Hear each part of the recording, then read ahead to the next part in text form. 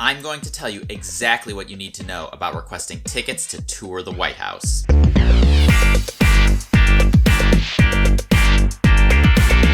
Hello, welcome to Trip Hacks DC. My name is Rob. I'm a tour guide here in the nation's capital. If you're coming to Washington, D.C. and you're looking for the best tips, tricks, and hacks for exploring the city, make sure to subscribe to this channel and hit the bell notification icon so that you don't miss any new videos. And if you're interested in signing up for a Trip Hacks DC tour, head on over to triphacksdc.com afterwards to see the tours that I offer. This video is part of my Quick Hacks series, which are simple hacks you can use for your trip. With that said, let's get to it. I have several previous videos about visiting the White House, and I will leave a link to those in the video description. In them, I told you that in order to visit the White House, you need to request tickets from your member of Congress at least 3 weeks in advance. Now, technically, you actually have 3 people who you can contact to make this request. You can ask your member of Congress or either of your 2 senators. And if you don't already know who your representative is, I will leave a link in the description to a lookup tool where you can find out. Now, the somewhat annoying thing from here is that every representative and senator has their own website,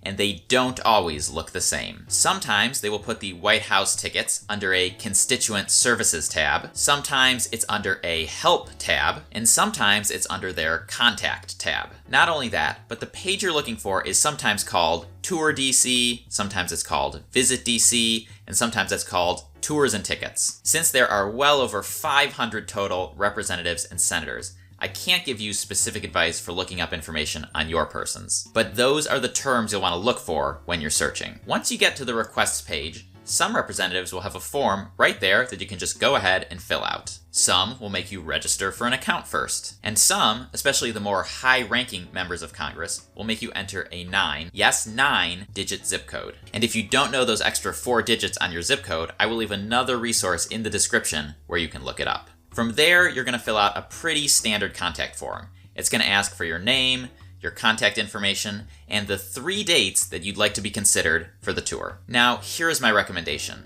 Pick one, and only one date on this form. But wait, you're thinking, why would I do that? If I pick 3, that's going to increase the chances that I'll be able to get in. The reason is because, say you're filling this out 3 months in advance, you're not going to actually find out the date and time that you got, or even if you're going to get to go at all, until about 2 weeks before your trip. So if you only choose one date, you can plan out the rest of your trip and make a backup plan on that one date if things don't work out. Whereas if you pick 3 dates, it's going to be a lot harder to plan your trip because you're going to have to hold all of those days, not knowing if or when you're going to go. After you've submitted the form to your representative, their staff will forward the information onto the White House. A White House staff member will then follow up with you and send you another form where you'll have to fill out your name, date of birth, social security number, and other information. Then you wait and wait. It's important to remember that the White House is not a museum.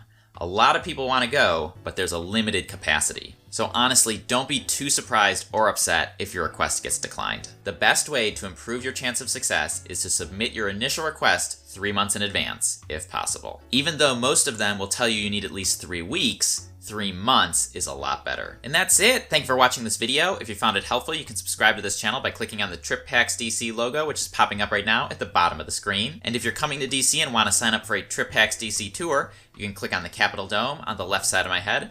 That'll send you over to triphacksdc.com, where you can see all of the tours that I offer. Enjoy your trip!